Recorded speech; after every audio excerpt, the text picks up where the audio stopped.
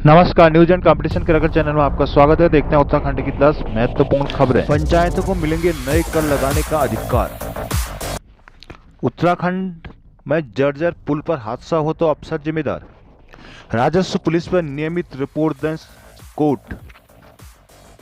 बिजली कनेक्शन में देरी पर उपभोक्ताओं को मिलेंगे मुआवजा।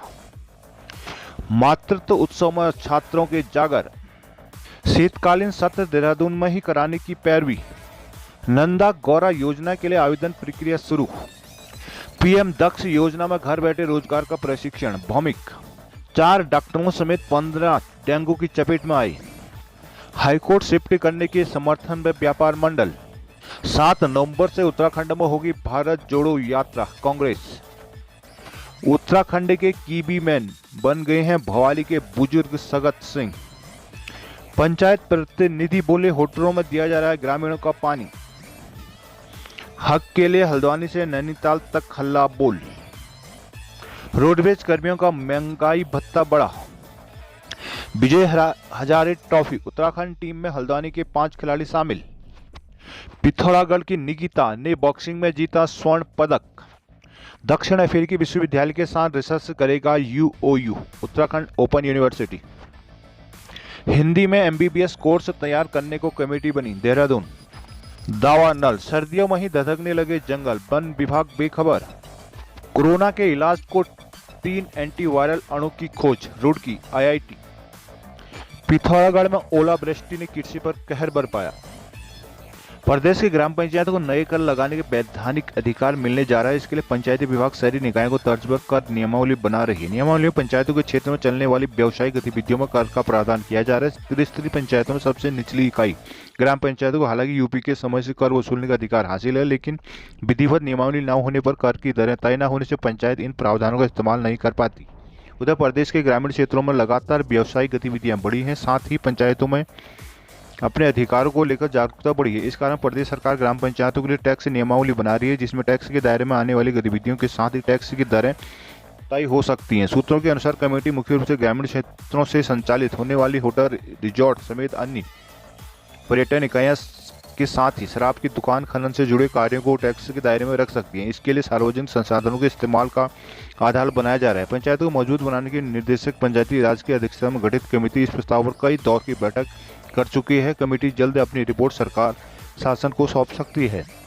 पंचायती राज मंत्री सतपाल महाराज की पहल पर गठित कमेटी जिला पंचायत अध्यक्ष और ब्लॉक प्रमुखों के प्रत्यक्ष निर्वाचन पर भी विचार कर रही है। अब तक की बैठक में कमेटी इस पर सहमत है। हालांकि इसके लिए प्रस्ताव भारत सरकार के पास भेजना होगा। मंत्री सतपाल महाराज पूर्व में अप्रत्यक्ष चुनाव पर लगने वाली खरीद फरोख्त के आरोपों को देखते हुए प्रत्यक्ष निर्वाचन की पैरवी कर चुके हैं। इसके साथ ही पंचायतों के अधीन विभागों को सौंपने का प्रस्ताव पर भी कमेटी विचार कर रही है।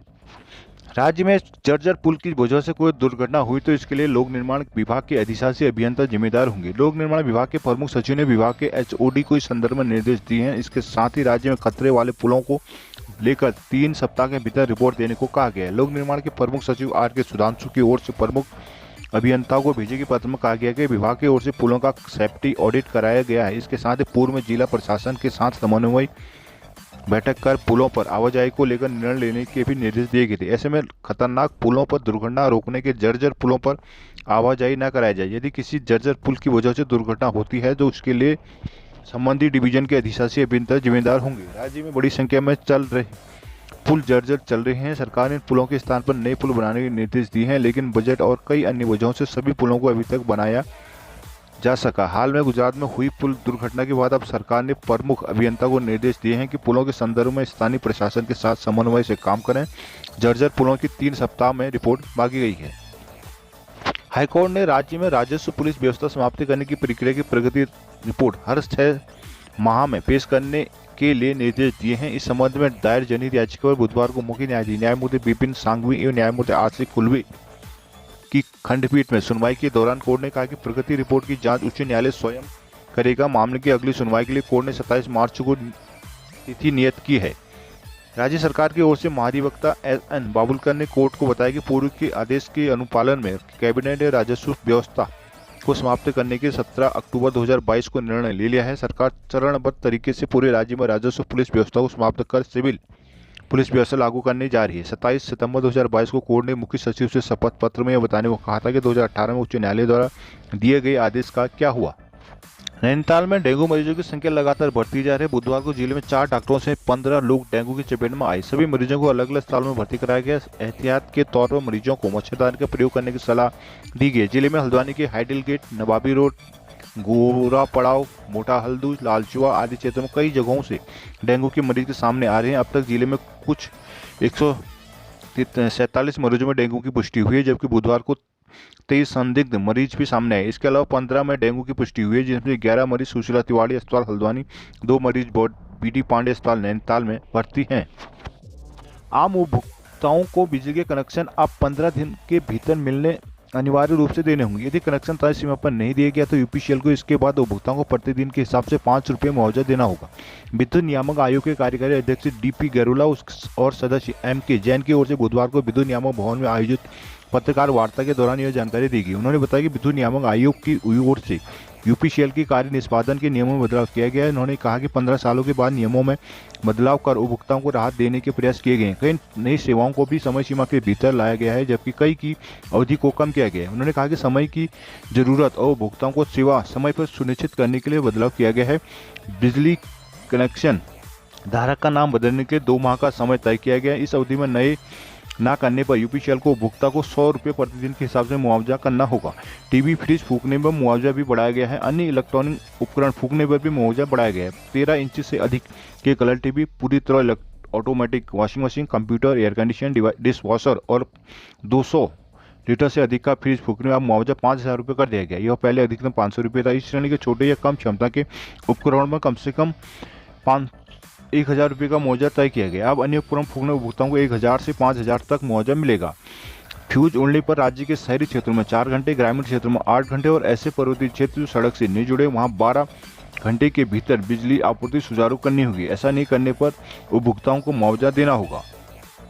30 दिन के भीतर टेस्टिंग करनी अनिवार्य होगी। इसकी मीटर खराबी पर 30 दिन के अंदर टेस्टिंग करानी होगी। इसके बाद जरूरी होने पर 15 दिन के भीतर मीटर बदला जाएगा। ऐसा न करने पर 50 रुपये प्रतिदिन के हिसाब से मुआवजा मिलेगा। नियमों में किए गए बदलाव राज्य में लागू हो गए हैं। उपभोक्ता एचडीओ कार्यालय को अपनी शिकायत कर सकते हैं। आयोग ने 9 माह के भीतर शिकायतकर्ता के लिए ऑनलाइन सिस्टम तैयार करने को कहा गया है। हरिद्वार के 2 विधायकों ने शीतकालीन सत्र दून में कराने की पैरवी की है। सीएम पुष्कर सिंह धामी के लिखे पत्र में कानपुर के निर्दलीय विधायक उमेश कुमार और लक्षर के बसपा विधायक शहजाद ने इस सत्र देहरादून स्थित विधानसभा भवन में कराने का अनुरोध किया। दरअसल 16 दिसंबर से पहले यह सत्र होना है, लेकिन अभी तक स्थान और तिथि का चयन नहीं हो पाया। 2 दिन पूर्व स्पीकर रितु खंडूरी ने दलीय बैठक बुलाकर राय ली थी। सूत्रों के अनुसार इसमें कांग्रेस समेत कई विधायकों ने गैरसैंण की पैरवी की थी।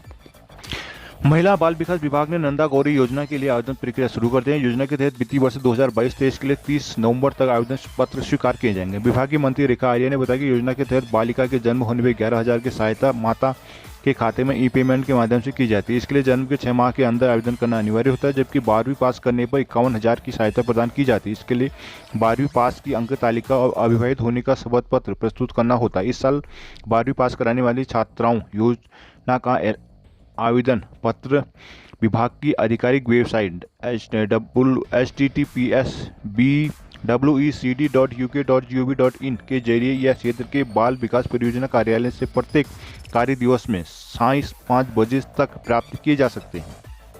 केंद्रीय सामाजिक न्याय और अधिकारिक राज्य मंत्री प्रतिभा भौमिक ने कहा कि प्रधानमंत्री दक्षिण योजना की दिव्यांग बच्चों को ऑनलाइन स्किल डेवलपमेंट कोर्स के जरिए घर बैठे रोजगार की जरूरी जानकारी देने के साथ ही प्रशिक्षण भी दिया जाएगा। बुधवार को भाजपा कार्यालय में पत्रकारों से बातचीत में भौमिक ने कहा कि उत्तराखंड को समाज के कल्याण के लिए उनके विभाग से जिस भी तरीके की मदद की आवश्यकता होगी उसे वो अवश्य पूरी कराएंगे। कहा कि केंद्र ने दिव्यांगजनों के लिए कई नई योजनाएं शुरू की हैं। केंद्रीय राज्य मंत्री प्रतिभा भौमिक ने बताया कि उत्तराखंड दौरे में उन्होंने केंद्र सरकार की योजनाओं की प्रगति की समीक्षा की। वे इन योजनाओं के क्रियान्वयन को लेकर राज्य सरकार के कामों से पूरी तरह संतुष्ट हैं।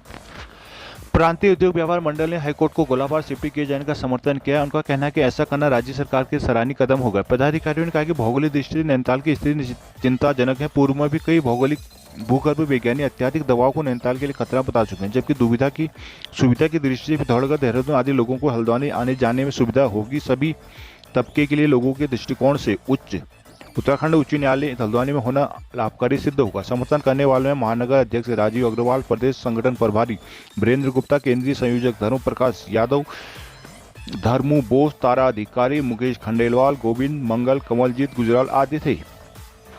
राष्ट्रीय स्तर पर चल रही कांग्रेस की भारत जोड़ो यात्रा के तर्ज पर प्रदेश कांग्रेस कमेटी द्वारा उत्तराखंड में यात्रा निकाली जाएगी। यात्रा की शुरुआत 9-7 नवंबर को बैद्यनाथ धाम से होगी, जिसके बाद पहले चरण की यात्रा का पड़ाव 8 नवंबर तक गढ़वाल मंडल के अलग अलग क्षेत्रों में रहेगा। कांग्रेसियों की माने तो जल्द ही कुमाऊं मंडल में यात्रा का कार्यक्रम तय किया जा सकता है। बहरहाल यात्रा की तैयारी को लेकर आज बुधवार को प्रदेश प्रभारी देवेंद्र यादव की मौजूदगी में कुमाऊं मंडल के 5 जिलों के कांग्रेसी अल्मोड़ा में मंथन करेंगे। कांग्रेस के प्रदेश महामंत्री संगठन विजय सारस्वत की ओर से पहले चरण की यात्रा कार्यक्रम जारी किया गया। बताया गया कि पार्टी के पूर्व राष्ट्रीय अध्यक्ष राहुल गांधी की अगुवाई में कन्याकुमारी से कश्मीर तक चल रही यात्रा के समर्थन में उत्तराखंड कांग्रेस ने भी भारत जोड़ो यात्रा आयोजित करने का मन बनाया है, जिसकी अगुवाई प्रदेश प्रभारी देवेंद्र यादव, प्रदेश अध्यक्ष करण माहरा, नेता प्रतिपक्ष यशपाल आर्य, राष्ट्रीय सचिव काजी निजामुद्दीन, पूर्व सीएम हरीश राव, पूर्व नेता प्रतिपक्ष प्रीतम सिंह, प्रदेश पूर्व अध्यक्ष गणेश गोदियाल, उपनेता भुवन कापड़ी की करेंगे। कार्यक्रम के अनुसार 6 नवंबर को कांग्रेसी ऋषिकेश, देवप्रयाग, श्रीनगर, रुद्रप्रयाग, कर्णप्रयाग, चमोली, जोशीमठ होते हुए बद्रीनाथ धाम तक पहुंचेंगे, जहां 7 नवंबर को पूजा पाठ के बाद विधिवत शुभारंभ होगा। इसके बाद यात्रा माणा, पांडुकेश्वर, जोशीमठ, पीपलकोटी, गोपीश्वर तक पहुंचेगी, गौचर और रुद्रप्रयाग तक जाएगी। यही पहले चरण की यात्रा संपन्न होगी। मन में कुछ कर गजरने का जज्बा हो तो कोई काम मुश्किल नहीं होता। यही लाइन भवाली निगल लाट के 87 वर्षीय सगत सिंह मेहरा ने सच कर दिखाया। वर्ष 1999 में शिमला से भवाली के निगलघाट पहुंची न्यूजीलैंड की कीवी को यहाँ की जलवायु इतनी मुफीद हुई कि और अधिक उन्नत होकर यह फल देश के मेघालय, मणिपुर और नागालैंड जैसे पूर्वोत्तर राज्यों की पहली पसंद बन गया है। इसकी डिमांड नेपाल तक है। दरअसल निगलघाट स्थित पादप आनुवंशिक संसाधन ब्यूरो केंद्र के पूर्व डॉक्टर एस.के. वर्मा की सहायता से वर्ष 1999 में न्यूजीलैंड से लाए कीवी के पौधों से सबसे पहले निगलघाट के सगत सिंह मेहरा ने खेती करना शुरू किया था। 87 वर्षीय के सगत सिंह पहले 25 वर्षों से कीवी की खेती कर रहे हैं। अब यह पौधा सरकारी दरों में बेचा जा रहा है। इनकी नर्सरी में 6000 ग्राफ्टेड और 15000 बीजू पौधे तैयार है। 10,000 पौधों की हमेशा एडवांस में डिमांड रहती है। देश विदेश में यह पौधा भेजे जा रहे हैं। यहाँ से जिले के मुक्तेश्वर, नाखवाखान, ओखलकांडा, योलीकोट के साथ ही नेपाल, नागालैंड, मणिपुर, कुमाऊं मंडल के सभी जिलों में हर वर्ष 1000 पौधे भेजे जाते हैं। बीते वर्ष में देश के कई राज्यों में 1 लाख से अधिक पौधे भेजे गए। 3 से 4 वर्ष में फल देती है कीवी। जिले के गाँव में 25,000 से अधिक पौधे रोपे गए हैं। सगत सिंह ने कहा कि पारंपरिक खेती में बदलाव करते हुए कीवी तैयार की गई है। 12 नवंबर से 2 दिसंबर तक खेली जाने वाली विजय हजारे ट्रॉफी के लिए उत्तराखंड की टीम का ऐलान कर दिया गया है। टीम की कमान गेंदबाज आकाश मेघवाल को दी गई है। टीम में 5 खिलाड़ी हल्द्वानी के शामिल हैं। Cricket association of Uttarakhand (CAU) ने बुधवार को टीम का ऐलान किया। कप्तान आकाश मधवाल और उप कप्तान हल्द्वानी निवासी दीक्षांशु नेगी को बनाया गया। वनडे टूर्नामेंट की टीम में गेंदबाज आकाश मधवाल, दीपक धपोला, स्वप्निल सिंह, अग्रिम तिवाड़ी, बल्लेबाज अवनीश सुधा, सत्यम बालियान, वैभव भट्ट, हिमांशु बिष्ट, कुणाल चंदोला, नवजोत सिंह, कमल सिंह कन्याल, प्रियांशु खंडूरी, अभय नेगी, पीयूष जोशी, आदित्य तरे व ऑलराउंडर मयंक मिश्रा, दीक्षांशु नेगी आदि शामिल है। ग्रुप डी में शामिल उत्तराखंड टीम अपना पहला मुकाबला 12 नवंबर को उड़ीसा, दूसरा 13 नवंबर को पंजाब, तीसरा 17 नवंबर को मध्य प्रदेश, चौथा 19 को नागालैंड, पांचवा 21 नवंबर को बड़ौदा और अंतिम लीग मुकाबला 23 नवंबर को जम्मू कश्मीर के खिलाफ खेलेगी। नैनीताल क्रिकेट एसोसिएशन के कोषाध्यक्ष कमल पपने ने बताया कि उत्तराखंड की टीम के खिलाड़ी इस समय राजस्थान में है। सैयद मुश्ताक अली टूर्नामेंट में 3 शतक लगाने वाले पीयूष को भी शामिल किया गया है। हल्द्वानी के खिलाड़ी उम्मीदों पर जरूर खरा उतरेंगे। अध्यक्ष सुमित हृदय, सचिव धीरज खरे, नरेंद्र अधिकारी, लीला कांडपाल किशन ने टीम को शुभकामनाएं दी है। जनपद के उभरती बॉक्सिंग निकिता चंद ने जूनियर नेशनल बॉक्सिंग चैंपियनशिप में स्वर्ण पदक जीत लिया है। फाइनल मुकाबले में निकिता ने अपने मुक्कों का शानदार कमाल दिखाते हुए मध्य प्रदेश के मुक्केबाज को 5-0 से हराया। उनकी इस उपलब्धि से सीमांत के खेल प्रतिभा में खुशी की लहर दौड़ी। मणिपुर इंफाल में बीते 28 अक्टूबर से 5वीं जूनियर नेशनल बॉक्सिंग प्रतियोगिता का आयोजन हो रहा है। बुधवार को प्रतियोगिता का फाइनल मुकाबला निकिता और मध्य प्रदेश की अंजलि के बीच खेला गया।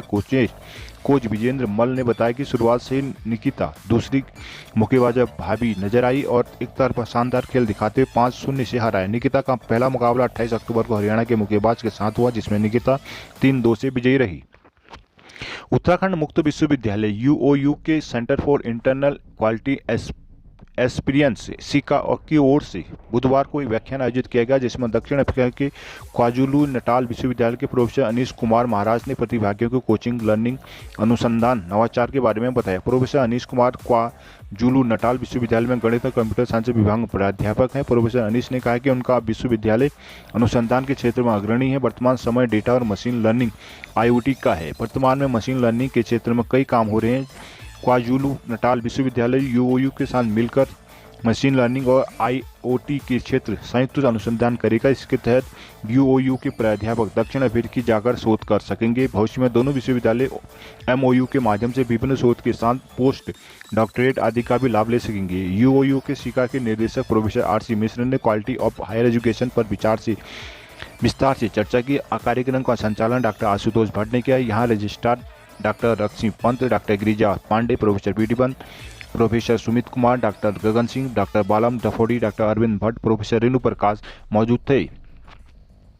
उत्तराखंड के मेडिकल कॉलेज में MBBS छात्रों की पढ़ाई हिंदी में कराने के पाठ्यक्रम तैयार करने का काम शुरू हो चुका है। चिकित्सा विभाग की ओर से इसके लिए एक कमेटी गठित की है। यह कमेटी 15 दिन के भीतर कार्यक्रम के संदर्भ में सरकार को प्रारंभिक रिपोर्ट देगी। चिकित्सा मंत्री डॉक्टर हरधन सिंह रावत ने MBBS छात्रों की हिंदी में पढ़ाई की घोषणा की। इसी के तहत अब राज्य में इनकी कवायद शुरू हो गई है। इसके लिए श्रीनगर मेडिकल कॉलेज के प्राचार्य डॉक्टर MS रावत की अध्यक्षता में कमेटी गठन की गई। चिकित्सा शिक्षा निर्देशक डॉक्टर आशुतोष सयाना की ओर से गठित इस कमेटी में हल्द्वानी मेडिकल कॉलेज के एनाटॉमी विभाग के professor doctor SK Singh, Haldwani medical college के पैथोलॉजी विभाग के professor doctor Harishankar Pandey, Doon medical college के रेडियोथेरेपी विभाग के प्रोफेसर डॉक्टर दौलत सिंह को सदस्य सचिव बनाया गया है।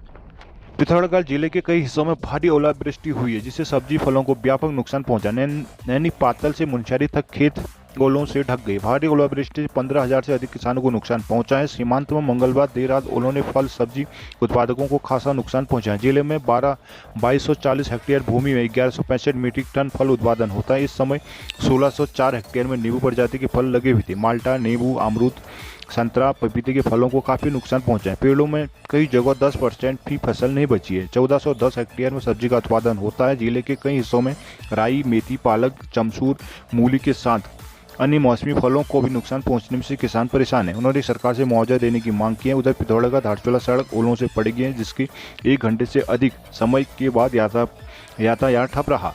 उच्च हिमालयी क्षेत्रों में देर रात बर्फबारी भी हुई है। सुबह 4 बजे से उच्च हिमालयी इलाकों में बर्फबारी तूफान उठा। पंचासुली, राजरंबा, हासलिंग में यह देखा गया है।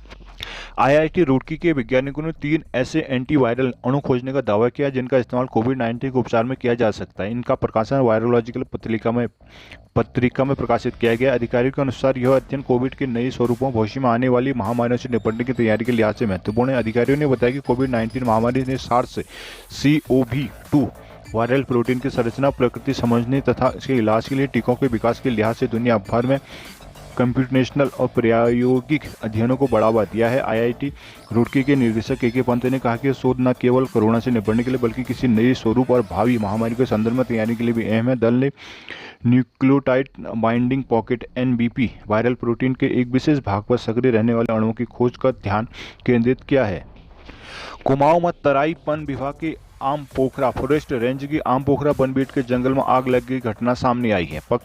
तराई पश्चिम वन प्रभाग के ही रामनगर फॉरेस्ट रेंज के नॉर्थ आमपानी बनबीट के जंगल में आग लगने की घटना सामने आई। सर्दियों के बावजूद अभी से उत्तराखंड के जंगलों में आग लगने लगी है। 1 नवंबर से अब तक आग की 5 से ज़्यादा घटनाएं हो चुकी हैं। इसे लेकर फॉरेस्ट सर्वे ऑफ इंडिया ने फायर अलर्ट भी शुरू कर दिया है, लेकिन वन विभाग अभी भी बेखबर है। ना तो आग से निपटने की तैयारी, ना ही कोई सतर्कता है। हैरानी की बात यह कि वन मुख्यालय के फायर कंट्रोल रूम तक को आग की जानकारी नहीं दी गई। FSI के अलर्ट के बाद मुख्यालय ने सभी डिवीजनों को अलर्ट कर दिया है। अभी जंगलों में काफ़ी नमी है, अंदर का तापमान भी काफ़ी कम हो गया। धूप में इतनी तेज नहीं है, फिर भी जंगलों में आग लगना शुरू हो गई। 1 नवंबर से अब तक कुमाऊं में आग की 5 से ज़्यादा घटनाएं सामने आ चुकी हैं। FSI ने अफसरों को अलर्ट भेजे। अलर्ट के अनुसार नैनीताल जिले में एक घटना में करीब 10 हेक्टेयर फैली थी, जबकि एक घटना में करीब 4 हेक्टेयर तक आग फैली थी। इसी तरह कुछ छोटी घटनाएं US नगर जिले के जंगलों में सामने आई है। गढ़वाल में कुछ वन प्रभागों में आग की सूचनाएं। इसके अलावा पिछले करीब 1 सप्ताह में कई जगह आग की घटनाएं हुई हैं।